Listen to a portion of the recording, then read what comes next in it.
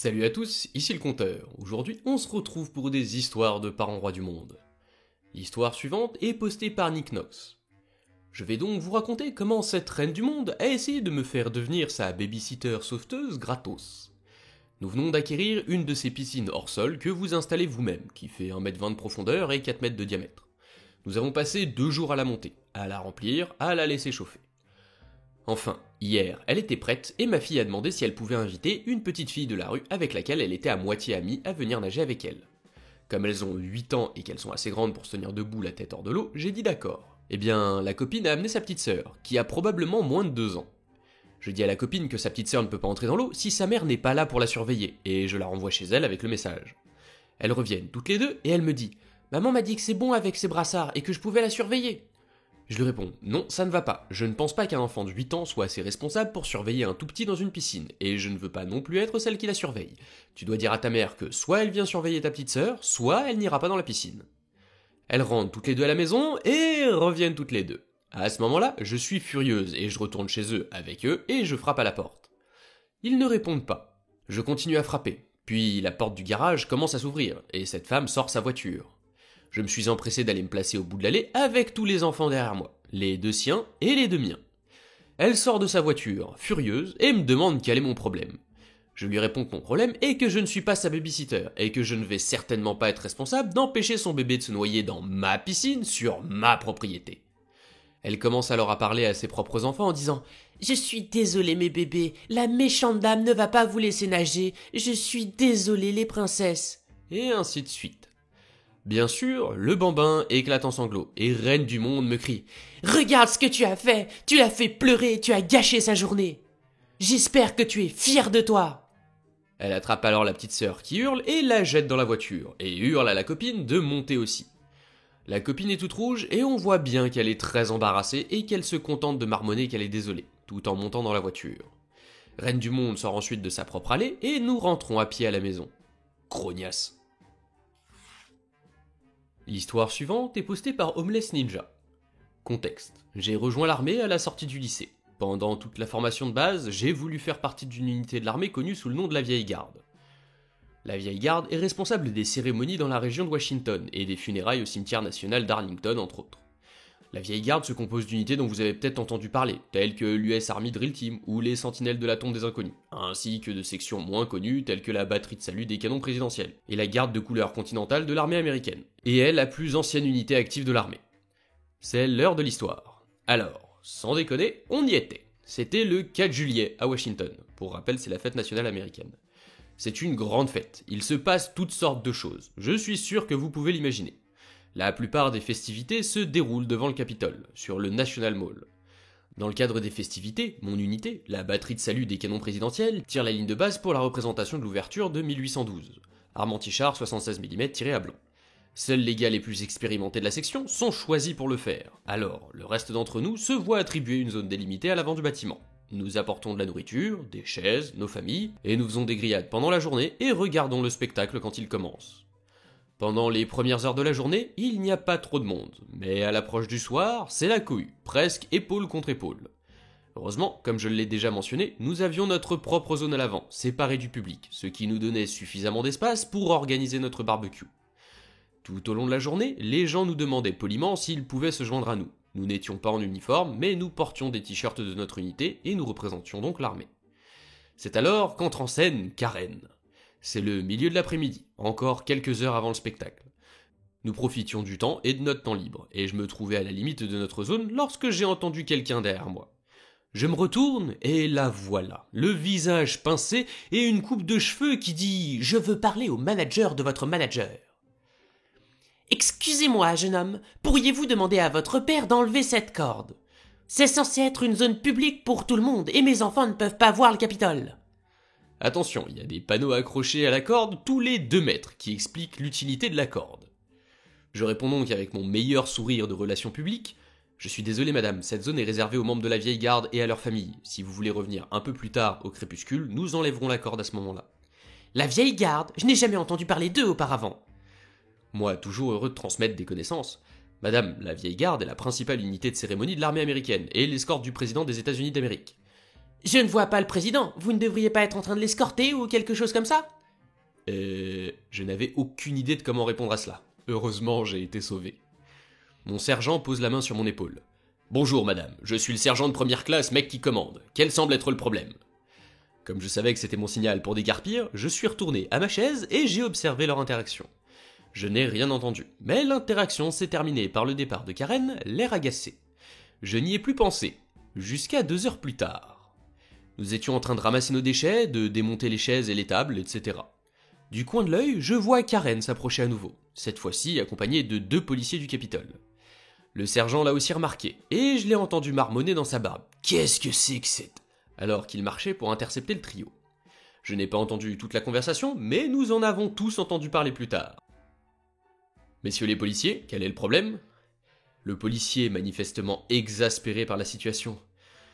Sergent mec qui commande, nous avons reçu un rapport selon lequel vos soldats ont fait des gestes et des commentaires obscènes à l'égard de la famille de cette femme. Y a-t-il quelque chose de vrai? Mon sergent rigole. Absolument pas, je les ai supervisés toute la journée, rien de tel ne s'est produit aujourd'hui. Les policiers acquiescent comme s'ils s'attendaient à cela. Nous l'avions supposé, mais nous devions vérifier. Désolé de vous déranger. Vous voulez dire que vous allez les laisser s'asseoir là et monopoliser tout l'espace? J'ai conduit mes enfants pendant 9 heures pour voir ça. Madame, ces hommes sont ici avec la permission expresse de la police du Capitole et du district de Columbia. Il y a des panneaux ici. Il montre un panneau à moins d'1 mètre, qui l'indique explicitement. Mon sergent, essayant de désamorcer la situation. Madame, nous sommes en train de nettoyer notre zone. Dès que nous aurons terminé, nous enlèverons la corde pour permettre à tout le monde d'entrer. Si vous pouvez être patiente et attendre, nous pourrons vous faire entrer, vous et votre famille, dans une 20aine de minutes. Karen a commencé à les regarder fixement, un peu comme une vache qui regarde un train qui arrive. Puis elle a fait demi-tour et s'est éloignée sans un mot de plus. Nous pensions que tout est fini, nous retournons à ce que nous faisions. Nous nous sommes trompés. Nous finissons de retirer les cordes des pylônes et d'empiler les 10 pylônes dans les bras d'un autre gars du peloton. Surgissant de nulle part, Karen arrive, suivie de ses 4 enfants et de son conjoint, manifestement stressé. Je suppose qu'il s'agit de son conjoint, mais il aurait pu s'agir de son petit ami ou du père du bébé. « Il était temps, dégagez de mon chemin !» Karen hurle en fonçant sur le soldat autre gars. Je dois faire une petite pause. Pour faire partie de la vieille garde, il faut mesurer entre 1m78 et 1m93, et respecter les normes de l'armée en termes de conditions physiques. De plus, la vieille garde est une unité d'infanterie. Si vous ne le savez pas, les fantassins sont généralement les soldats de première ligne au combat, et nous sommes entraînés pour cela. Il est donc juste de dire qu'aucun d'entre nous n'était petit ou faible. Karen devait faire dans les 80 kilos. Alors quand je dis qu'elle a foncé sur ce type, je le pense vraiment. Elle a mis de la force. Autre gars s'étale au sol, des pylônes d'acier volent dans toutes les directions, quelques-uns l'ont frappé au visage, lui ont cassé une dent et lui ont ouvert l'arcade sourcilière. Un pylône rebondit sur le sol et frappe l'un des trophées de partie de jambes en l'air de Karen à la jambe. Le gamin, probablement âgé de 12 ou 13 ans, se met à crier comme s'il avait perdu un membre. Alors que nous aidons notre gars à se relever, Karen perd tout son sang-froid.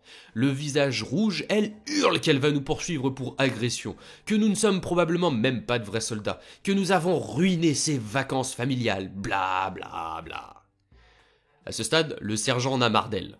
Si Karen pensait être bruyante, elle a vite appris qu'il y a peu de choses plus bruyantes qu'un sous-officier en colère. D'un seul mot, il fait taire tous ceux qui se trouvent à moins de 15 mètres de nous. Stop! C'en est assez! Vous nous avez harcelés, mes soldats et moi, tout l'après-midi! Nous avons essayé d'être gentils, nous avons essayé d'être respectueux, vous n'avez fait qu'être impolis, et maintenant vous avez blessé l'un de mes soldats! Cela s'arrête maintenant!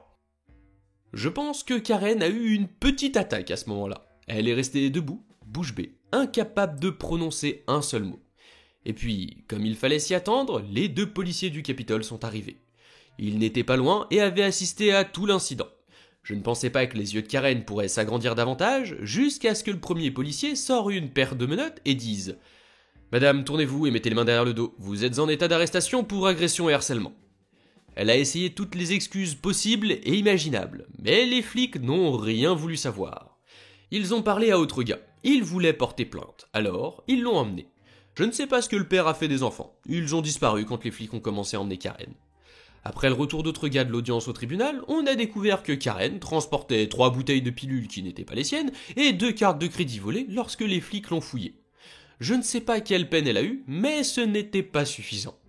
Une fois que tout a été dit, est fait, nous avons regardé l'ouverture de 1812 et avons ri de carène pendant des semaines.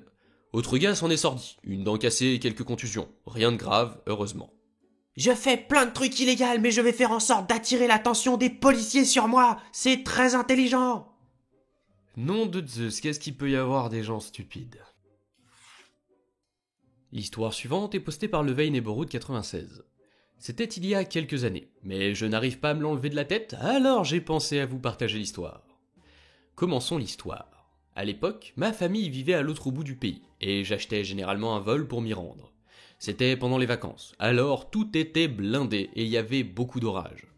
Lorsque je suis arrivé à ma première escale, mon vol a été annulé, et ils n'ont pas pu entrer dans leur système pour me trouver un hôtel. Alors, j'ai dormi sur le sol de l'aéroport cette nuit-là, en serrant tous mes sacs. Lorsque j'ai enfin pris l'avion, j'avais passé 24 heures à l'aéroport. Heureusement, pour ce vol, j'avais réservé en première classe. Je monte donc dans l'avion, je m'installe confortablement et je suis tellement heureuse d'être bientôt à la maison après les 2 derniers jours que j'ai passés. C'est alors qu'une hôtesse de l'air très gentille vient me montrer le siège vide à côté de moi et le mien. Elle me dit que la mère a oublié de réserver le billet de son enfant et qu'elle se demandait si elle pouvait prendre le siège. Et le siège vide à côté de moi. Je lui ai dit que j'étais désolé, mais j'avais eu une très longue journée et que j'avais payé un supplément pour cela et que j'aimerais rester. L'hôtesse de l'air a été très gentille et m'a dit qu'il n'y avait pas de problème. Mais elle a laissé la femme s'asseoir sur le siège vide à côté de moi avec son enfant sur les genoux. Cette dernière me regarde immédiatement avec un air renfrogné et me dit « Je n'arrive pas à croire que vous ne voulez pas échanger votre siège avec un enfant. » Je lui réponds simplement « Madame, j'ai payé un supplément pour ce siège, vous auriez dû lui réserver un billet, ce n'est pas ma faute. » Puis elle continue de dire des choses à voix basse et à son enfant, comme si je ne pouvais pas l'entendre. Puis elle dit à son enfant « Fais le plus de bruit possible, tu peux en faire autant que tu veux. » Et elle continue à me dire des choses. Je finis par en avoir marre et lui dis « Mais tu vas la fermer, bordel !» Je ne suis pas fier de moi pour cela, mais avec les 2 derniers jours que j'ai passés, je n'en avais plus rien à faire. Puis mon bon sens m'est revenu et je me suis excusé d'avoir juré devant son enfant, même si je l'ai entendu me traiter de grognasse et de bien d'autres noms. Une fois de plus, la femme n'a pas voulu se taire. Finalement, ma sauveuse est arrivée. Une hôtesse de l'air très gentille s'est approchée de la femme, s'est penchée à son niveau et lui a dit « Madame, vous avez eu de la chance de pouvoir changer de place, et tout ce que j'ai entendu de vous depuis que vous avez changé de place, c'est que vous avez menacé cette femme et que vous avez dit à votre enfant de faire du bruit. Cet avion n'est pas encore parti, et nous n'avons aucun problème à vous expulser de ce vol. Et si vous continuez à le faire pendant que nous sommes en vol, vous serez banni. » Je n'ai pas pu m'empêcher de sourire. Elle s'est finalement tue et j'étais si heureuse d'avoir téléchargé Galipette Live sur Netflix pour pouvoir finir mon émission torride juste devant elle. Notre reine du monde typique, elle a un enfant, alors le monde doit se plier en 4 pour elle. C'est tout pour aujourd'hui, alors si la vidéo vous a plu, pensez à laisser un like et n'hésitez pas à partager, j'ai besoin de vous pour faire grandir la chaîne, sans oublier de vous abonner si c'est pas déjà fait et d'activer la cloche pour pas rater les prochaines. Laissez un commentaire, je les lis tous, plateforme de soutien en description si certains veulent soutenir la chaîne financièrement. C'était le compteur, on se retrouve bientôt pour de nouvelles histoires.